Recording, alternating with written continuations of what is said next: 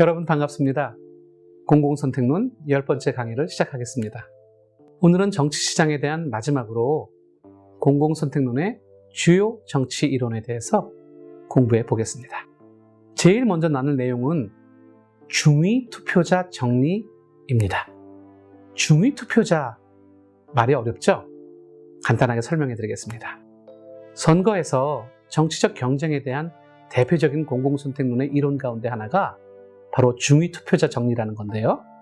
중위 투표자 정리란 투표자의 선호가 단일하고 단일 이슈라는 조건이 충족된다는 상황에서 선거에서 경쟁을 하는 정당들이 내거는 공약이나 혹은 약속이 대부분 정치적 선호선상의 가운데 위치한, 우리가 그들을 중위자라고 하는데요. 중간에 위치한 유권자, 이런 뜻입니다. 그 유권자들이 선호하는 정책에 서로 접근하게 된다는 이론입니다. 즉, 다수결 제도를 통한 정책 결정 과정에서 중위 유권자의 선호가 결정적인 역할을 하고 정당의 이념과 관계없이 이들의 선호가 혹은 성향이 반영된 정책 의제가 채택된다는 겁니다. 물론 중위 투표자 정리는 몇 가지 가정을 전제로 합니다. 첫째, 정당과 정치인은 자신의 수입이나 권력을 극대화하려는 합리적인 인간으로 선거에서 승리해서 자신의 목적을 추구하기 위한 수단으로서 정치 행동을 하기 때문에 투표수, 득표수의 극대화를 위한 수단으로 유권자의 선호에 부합하는 공약을 제시할 것입니다. 둘째, 유권자는 자신이 선호하는 정치 시스템과 완전한 정보를 가지고 있으며 자신의 선호 체계에 가장 가까운 공약을 제시하는 정당이나 후보자에게 투표합니다. 세 번째, 유권자들의 정치적 선호의 분포는 종 모양의 정규 분포를 갖습니다. 자, 이제 중위 투표자 원리에 따라서 다수결 원칙을 적용하게 될 경우에 발생하는 결과를 예상해 보겠습니다. 우선 중위 투표자의 선호나 경향에 따라 정책 방향이 결정되기 때문에 정당이든 후보든 정치적 입장이 다른 두 진영의 정치적 혹은 이념적 스펙트럼의 차이가 거의 없게 됩니다. 즉, 양당의 정책은 중위자의 선호를 반영하는 방향으로 서로 수렴하는 경향이 생기고 투표 결과가 거의 비슷하게 나타납니다. 따라서 다수결 원칙을 민주주의 원리로 적용하는 경우에 실제로는 다수가 아니라 중위 투표자가 선거 결과에 결정적인 영향을 미치게 된다는 것이지요. 요약하면 중위 투표자 정리는 다수결 원칙에 따른 민주주의 의사결정이 다수와는 관계없는 단지 중간에 위치한 유권자에 의해 이루어지게 됨으로써 오히려 반민주적인 결과를 초래할 수 있다는 메시지를 담고 있습니다. 다음으로 최적 다수결 제도에 대해 알아보겠습니다. 공공선택론의 관점에서 정치적 행위는 개인적 행위죠. 그리고 사람들은 교환을 통해 서로의 이익을 실현하고자 합니다. 따라서 정치적 결정 과정을 통해 선택되는 규칙은 결국 합의를 통해 만들어집니다. 공공선택론자들은 바람직한 합의 기준에 대해서 집합적 의사결정의 비용이 최소화하는 방법이 모색되어야 한다고 주장합니다. 그렇다면 집합적 합의는 어떻게 이루어질까요? 사람들은 어떤 규칙 혹은 룰이 자기에게 유리할 것으로 기대되면 설령 그 규칙이 누군가의 손해를 따른다 하더라도 그 규칙에 합의하라고 할 것입니다. 그런데 그 규칙이 처음 만들어질 때는, 즉 규칙이 완전히 만들어지기 전에는 사람들 누구도 그 규칙으로부터 얻게 되는 자신의 이익을 정확하게 예상할 수가 없습니다.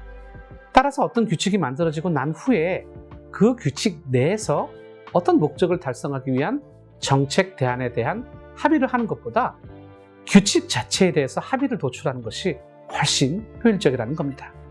뷰캐넌과 털럭은 합의에 도달하기 위한 집합적 의사결정 비용을 크게 두 가지로 나누어 설명합니다. 첫 번째는 의사결정 비용, 두 번째는 외부 비용입니다. 먼저 의사결정 비용이란 어떤 제도를 운영하고 의사결정에 참여하는 비용이라고 할 수 있는데요. 합의를 도출하는 데 필요한 토론, 설득, 교섭 등에 소요되는 시간과 노력의 비용을 말합니다. 일반적으로 이 같은 의사결정 비용은 특정 사안 혹은 정책에 대해 합의에 필요한 참가자 수가 많을수록 혹은 높은 지지율이 요구될수록 증가합니다. 반면에 외부 비용이란 집단 내 개인의 의사와 관계없이 합의에 참여하도록 혹은 합의 결과에 따르도록 강요당함으로써 그 참여자들이 감수해야 하는 희생을 말합니다.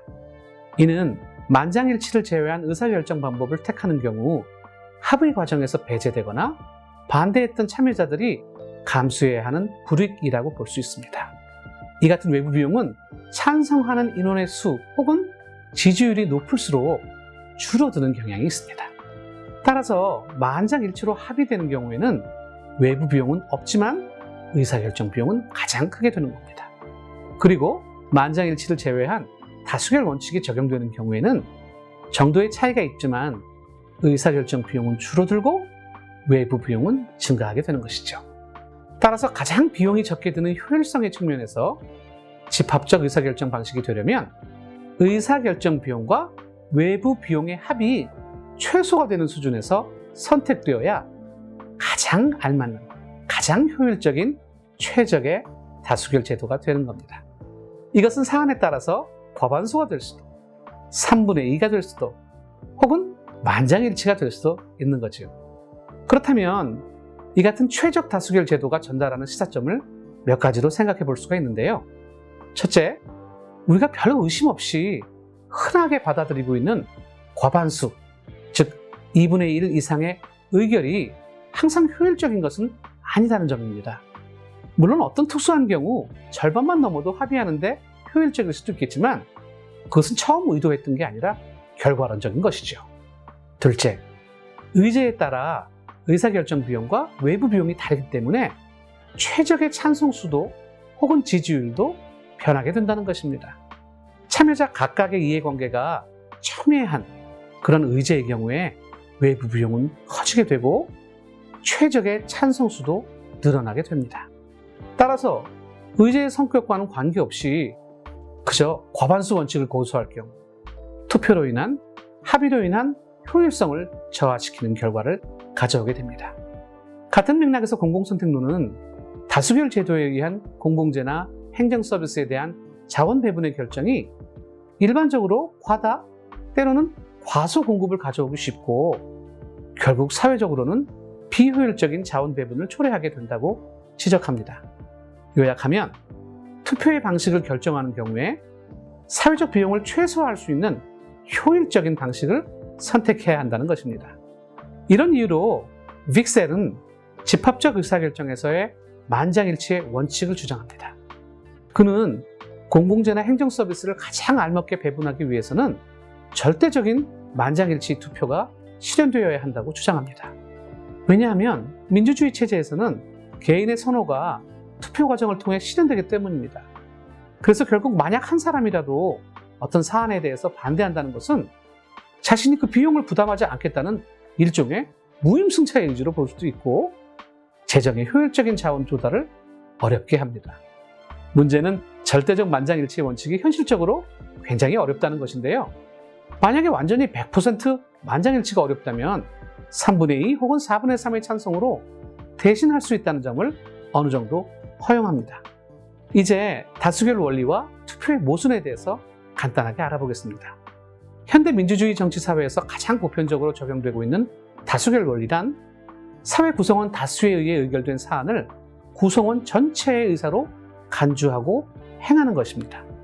이제 정치시장에서 어렵지 않게 볼 수 있는 정치적 거래인 로그롤링에 대해서 알아보겠습니다. 넓은 의미에서 로그롤링이란 사람들이 호의나 도움 등을 서로 주고받는 것이라고 볼 수 있습니다.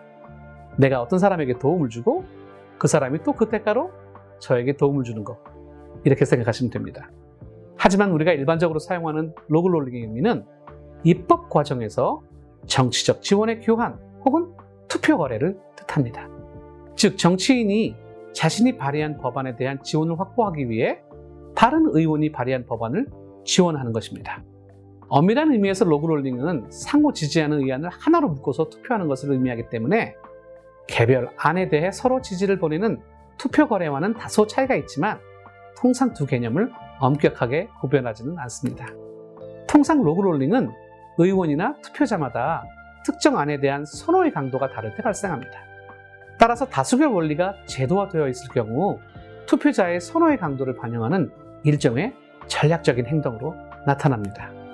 정치시장에서의 로그롤링에 대해서는 학자들에 따라 서로 상반된 견해를 보이는데요. 긍정적인 면을 강조하는 입장은 로그롤링을 통해 어느 정도 투표자의 선호를 반영할 수 있다는 데 초점을 두고 있습니다.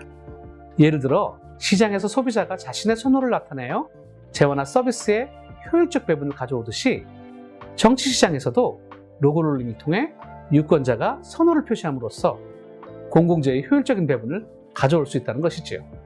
결국 로그롤링은 한 대안에 대한 선호의 강도가 달라서 발생하기 때문에 이를 반영하여 자신의 원하는 것을 얻을 수 있다는 면에서 긍정적으로 보는 것입니다. 반면 로그롤링에 대한 부정적인 견해 또한 만만치 않습니다. 로그롤링을 반대하는 사람들은 이를 통해서 선호의 강도가 반영되어 자원이 효율적으로 배분되는 것을 인정하면서도 다수의 의원들이 서로 다양한 의견들을 가지고 있을 경우에 로그롤링을 위한 전략적 행동들은 과도한 비용을 초래하여 사회적 낭비를 불러온다는 것이죠. 게다가 공공재의 공급에 있어서 대체로 과다 공급을 이야기할 수 있다는 점을 지적합니다. 특히 로그롤링이 의원들 개인의 이권을 반영하고 실제 유권자들의 선호를 제대로 반영하지 못하는 경우에는 이를 통해서 정책 결정이 국가적으로 바람직한 결정과 거리가 멀게 된다는 점을 지적합니다. 의회 민주주의 국가에서 로그롤링은 꽤 보편적인 현상이지만 많은 시민들은 의회 의원들이 로그롤링에 깊게 관여하고 있다는 사실을 크게 인식하지 못하고 있는 것으로 보입니다. 물론 우리나라에서도 로그롤링은 정치인과 정당의 정치적 이념과 지향을 넘어서 매우 보편적인 현상으로 나타납니다. 오늘도 경청해 주셔서 감사합니다. 안녕히 계세요.